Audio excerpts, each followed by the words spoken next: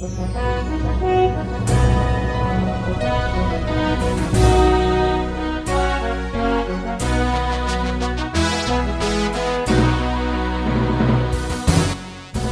bagi saudara sekalian.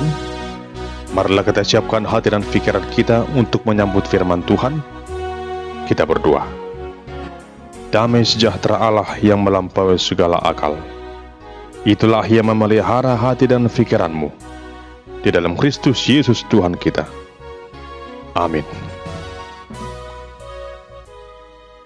Jemaat yang dikasihi Tuhan Yesus, firman Tuhan yang menjadi nas khotbah di Minggu Misericordias Domini pada tanggal 23 April tahun 2023 diambil dari surat 1 Petrus pasal yang pertama, ayat 17 hingga ayat 23.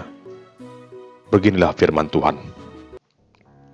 Dan jika kamu menyebutnya Bapa, yaitu Dia yang tanpa memandang muka menghakimi semua orang menurut perbuatannya, maka hendaklah kamu hidup dalam ketakutan selama kamu menumpang di dunia ini. Sebab kamu tahu bahwa kamu telah ditebus dari cara hidupmu yang sia-sia, yang kamu warisi dari nenek moyangmu. Itu bukan dengan barang yang fana, bukan pula dengan perak atau emas, melainkan dengan darah yang mahal, yaitu darah Kristus yang sama seperti darah anak domba yang tak bernoda dan tak bercacat. Ia telah dipilih sebelum dunia dijadikan, tetapi karena kamu baru menyatakan dirinya pada zaman akhir. Oleh Dialah kamu percaya kepada Allah, yang telah membangkitkan Dia dari antara orang mati dan yang telah memuliakannya, sehingga imanmu dan pengharapanmu tertuju kepada Allah. Karena kamu telah mencucikan dirimu oleh ketaatan kepada kebenaran, sehingga kamu dapat mengamalkan kasih persaudaraan yang tulus ikhlas. Hendaklah kamu bersungguh-sungguh saling mengasihi dengan segenap hatimu, karena kamu telah dilahirkan kembali bukan dari benih yang fana, tetapi dari benih yang tidak fana, oleh firman Allah yang hidup dan yang kekal. Demikian pembacaan firman Tuhan. Adapun yang menjadi tema dalam ibadah minggu kita saat ini adalah dilahirkan kembali oleh firman Allah. Saudara terkasih, surat Petrus yang pertama ini ditujukan kepada orang-orang Kristen yang tersebar di seluruh bagian utara Asia Kecil atau daerah Turki saat ini. Orang-orang Kristen di sana disebut sebagai umat pilihan Allah, umat yang telah ditebus, umat yang dikasihi oleh Allah. Saat itu orang-orang Kristen mengalami aniaya dari kalangan pemerintah Romawi yang tidak senang dengan kehadiran kekristenan. Untuk itu lewat suratnya, Rasul Petrus bermaksud ingin menguatkan para orang percaya agar tetap setia mengikut Yesus dan menunjukkan karakter hidup Kristiani dengan cara yang sewajarnya. Saat itu, ada begitu banyak ancaman terhadap orang Kristen. Akibatnya, banyak orang Kristen yang lari dari panggilan imannya dengan sengaja menyembunyikan karakter hidup sebagai orang Kristen, yang seharusnya mereka hidup saling mengasihi dan hidup dalam kekudusan, namun demi menutupi karakter seorang Kristen itu, mereka sengaja berbuat hal yang melenceng dari kebenaran itu, dan mereka tidak peduli lagi dengan sama manusia. Mereka tidak lagi mengasihi dengan tulus hati, hanya karena bertujuan ingin hidup, ingin tinggal di zona nyaman saja. Mendengar situasi yang demikian, Rasul Petrus mengingatkan para orang percaya itu agar mereka bertobat, agar mereka sungguh-sungguh kembali ke jalan yang benar, menunjukkan jati diri sebagai orang Kristen yang sejati, yang tampak dari setiap karakter, perbuatan, tingkah laku mereka masing-masing. Petrus mengirimkan surat ini untuk menguatkan orang-orang Kristen di sana, agar mereka setia dalam iman, walaupun menghadapi tantangan yang begitu berat. Mereka harus saling mengasihi.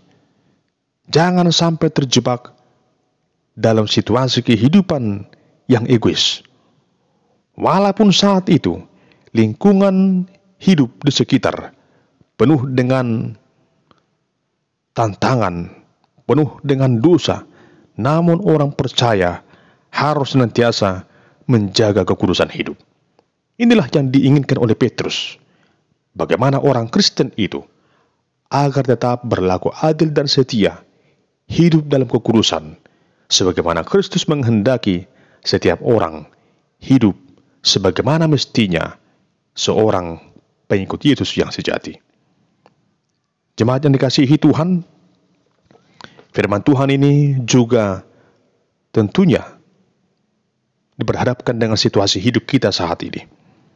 Ada kalanya kita menjadi takut atau tawar hati di tengah situasi yang sulit ini, membuat kita merasa tidak layak, atau membuat kita merasa kurang sempurna, atau membuat kita merasa tidak sepantasnya berlaku sebagaimana yang Tuhan kehendaki itu. Banyak orang yang malu menunjukkan jati diri sebagai orang Kristen. Misalnya ketika makan di sebuah restoran, ada saja orang yang sungkan untuk berdoa secara langsung di hadapan orang banyak, dengan alasan mungkin merasa malu, canggung, atau merasa terlalu berlebihan jika dilihat oleh orang lain. Sehingga banyak orang ketika makan di rumah makan tertentu, mereka justru membuat doa masing-masing. Itu merupakan hal yang sangat sederhana.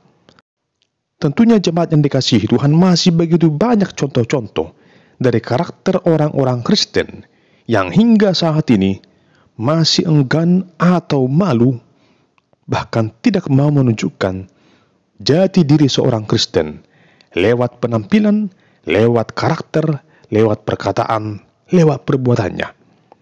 Mereka justru menutupi siapa dirinya sebagai orang Kristen itu, dengan tujuan agar mereka tinggal di zona yang nyaman. Jemaat yang dikasihi Tuhan, di sini Rasul Petrus mengingatkan bahwa Allah yang kita sebut sebagai Bapa, Dia adalah Allah yang tidak memandang muka. Ia pasti akan menghakimi semua orang menurut perbuatannya. Oleh karena itu, apapun ceritanya, setiap orang harus menunjukkan sikap yang takut akan Tuhan. Jangan sampai merasa sepele dengan kuasa yang ada pada Tuhan, sehingga tidak takut lagi untuk melakukan hal yang jahat. Kita adalah orang-orang yang disebut Petrus di sini sebagai orang-orang yang menumpang di dunia yang fana ini. Dunia ini sementara saja, bukan sebagai tempat yang kekal bagi manusia. Kita hidup hanya sementara di dunia ini. Kita hanya tinggal menumpang sebentar saja. Akan ada waktunya di mana kita akan meninggalkan dunia ini, dan kita akan memasuki dunia yang baru. Dan sebelum semua itu terjadi, Tuhan akan hadir menghakimi setiap umat yang Ia ciptakan itu seturut dengan perbuatannya. Oleh karena itu, Petrus mengingatkan di sini agar setiap orang percaya sungguh-sungguh menyadari akan betapa berharganya hidupnya di hadapan Tuhan, sebab Allah telah mengurniakan anaknya yang tunggal, yaitu Tuhan Yesus Kristus, hanya untuk menyelamatkan kita dari cara hidup kita yang fana itu, dari cara hidup kita yang sia-sia itu, yang dulunya kita mewarisi dosa asali dari Adam dan Hawa. Dosa-dosa sehari-hari membuat kita juga semakin jauh dari Tuhan. Namun, dengan pengorbanan Kristus di kayu salib, kita ditebus, kita diselamatkan. Pengorbanannya itu Ia lakukan sekali dan untuk selamanya. Kita ditebus bukan oleh karena kekuatan, kemampuan, atau korban apapun juga. Bukan dengan barang yang fana, bukan dengan barang yang paling berharga seperti perak atau emas. Namun kita ditebus dengan harga yang begitu mahal, itu darah Kristus yang diibaratkan sama seperti darah anak domba yang tak bercacat. Kristus Yesus, Sang Juru Selamat kita, telah Tuhan pilih sebelum dunia dijadikan, hanya untuk keselamatan kita dari dosa dan maut itu. Sehingga nantinya pada akhir zaman, setiap orang yang percaya beroleh kesempatan untuk diperkenankan di hadapan Sang Hakim Agung itu lewat setiap cara hidup yang berkenan di hadapannya. Jemaat Tuhan, kita adalah orang-orang yang dikuduskan.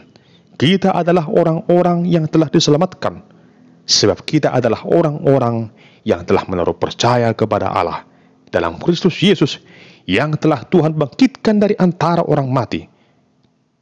Oleh karena itu, iman dan pengharapan orang Kristen yang tertuju kepada Allah dalam Kristus Yesus adalah iman dan pengharapan yang tidak akan pernah menjadi sia-sia. Tuhan telah menguruskan kita. Tuhan telah menyucikan kita. Oleh karena ketaatan kepada Kristus sumber kebenaran itu, sehingga kita diperkenankan dan dituntun dan ditugaskan untuk melakoni cara hidup yang benar itu. Sebagaimana Tuhan Yesus mengatakan bahwa inti dari seluruh hukum Taurat yaitu adalah mengasihi Allah dan dengan mengasihi sesama kita manusia.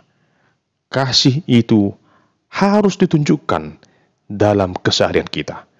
Kasih persaudaraan kepada semua orang harus dilakoni dengan tulus dan ikhlas. Sehingga setiap orang percaya yang telah beroleh penebusan itu adalah orang-orang yang sungguh-sungguh sudah mengalami perjumpaan dengan Kristus, yang telah menunjukkan pengorbanannya, yang telah menunjukkan kasihnya yang agung itu lewat pengorbanan Kristus itu. Dengan demikian, kita terpanggil dan ditugaskan agar sungguh-sungguh mengasihi semua orang dengan segenap hati. Bahkan sekalipun orang tersebut adalah orang yang benci kepada kita, termasuk seperti orang-orang Romawi yang benci kepada orang-orang Kristen di daerah Asia Kecil pada masa itu. Petrus mengingatkan, jangan sampai orang Kristen itu membalaskan yang jahat dengan hal yang jahat, atau apatis, atau tidak peduli dengan sesuatu yang terjadi dalam kehidupan sehari-hari.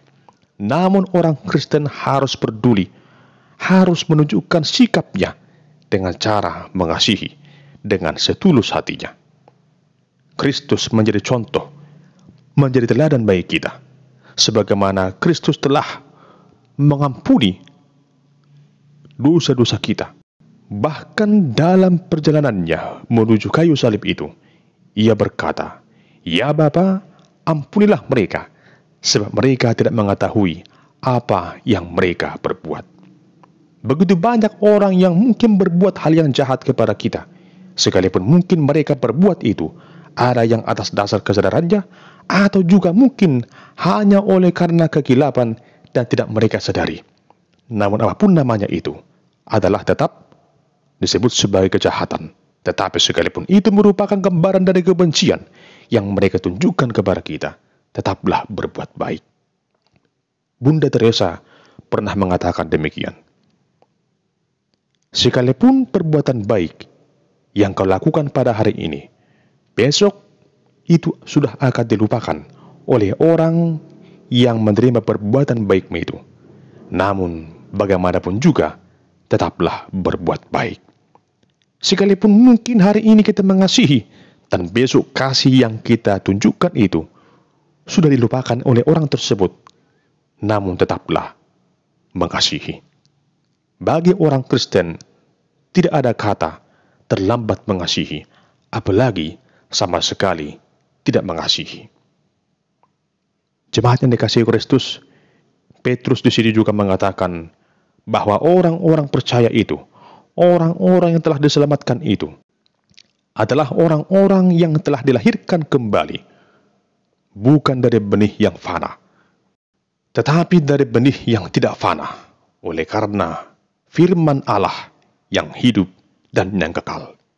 Firman Allah itu adalah Kristus, Sang Raja yang Maha Mulia itu. Firman Allah itulah yang menghidupkan kita, yang menyelamatkan kita, dan memberikan kampunan dosa bagi kita. Jemaat yang dikasihi Tuhan, biarlah kiranya di Minggu Misericordias Domini ini, yang artinya nyanyikanlah segala belas kasih Allah. Mari pada hari ini, kita semakin memiliki iman dan pengharapan yang teguh kepada Tuhan Allah, Sang Penebus kita dalam Kristus Yesus yang telah hadir ke tengah-tengah dunia ini. Dan tunjukkanlah rasa syukur itu lewat tindakan, lewat perbuatan yang mau saling mengasihi antara yang satu dengan yang lain. Jangan khawatir, jangan takut, dan jangan putus asa, sekalipun banyak masalah atau pergumulan di dalam kehidupanmu. Ingatlah bahwa firman Allah sungguh sangat mampu menjangkau semua kesulitan, penderitaan, beban hidup, pencobaan, ketidakadilan yang kau rasakan dalam hidupmu. Ketahuilah, setiap orang yang percaya di dalam nama Tuhan Yesus tidak akan pernah dipermalukan. Mungkin ada begitu banyak orang yang berpikir bahwa dia akan hidup selamanya di tengah dunia ini, sehingga hal-hal yang demikian membuat dia menjadi angkuh, membuat dia lupa diri, membuat dia merasa bahwa waktu-waktu yang ia jalani saat ini adalah miliknya semata. Namun firman Tuhan pada hari ini mengingatkan kita, hidup ini hanyalah sementara, dan nanti akan tiba waktunya kita akan diperhadapkan dalam suatu penghakiman yang adil. Oleh karena itu, di dunia yang fana ini, persiapkanlah jiwa, hati, dan pikiran saudara, dan setiap langkah hidupmu semata-mata itu hanya untuk menunjukkan jati diri sebagai orang Kristen yang sejati. Sungguh-sungguh Kristen, bukan hanya sekedar sebutan sebagai orang Kristen, namun sungguh-sungguh menjadi pengikut Kristus yang sejati, yang tampak lewat perkataan, pikiran, dan perbuatan yang engkau lakukan dalam keseharianmu. Bersyukur dan berbahagialah, karena kita adalah orang-orang yang telah ditebus dengan harga yang begitu mahal, yaitu lewat darah Kristus yang tercurah itu. Sehingga dengan demikian, kita beroleh penebusan, beroleh pembaharuan, bahkan dikatakan kita dilahirkan kembali oleh firman Allah yang kudus itu. Karena itu, hiduplah selalu di dalam firman Allah yang telah menghidupkanmu dan memberikan hidup kekal kepadamu di dalam Kristus Yesus, Sang Firman Allah yang abadi itu. Amin. Kita berdoa. Ya Tuhan Allah yang Maha Kuasa, sumber kehidupan dan keselamatan, kiranya Engkau menguasai jiwa dan kehidupan kami sepenuhnya, agar senantiasa mensyukuri anugerah-Mu yang telah menebus kami dan menjadikan kami menjadi ciptaan yang baru dalam Kristus Yesus, Tuhan dan Juru Selamat hidup kami. Bimbing kami ya Tuhan untuk selalu mensyukuri anugerah pembenaran-Mu yang telah melahirkan kami oleh firman Allah, bukan dari benih yang fana, namun dari benih yang tidak fana, itu firman Allah yang hidup dan yang kekal. Dalam nama Tuhan Yesus kami berdoa dan mengucap syukur kepadamu. Amin.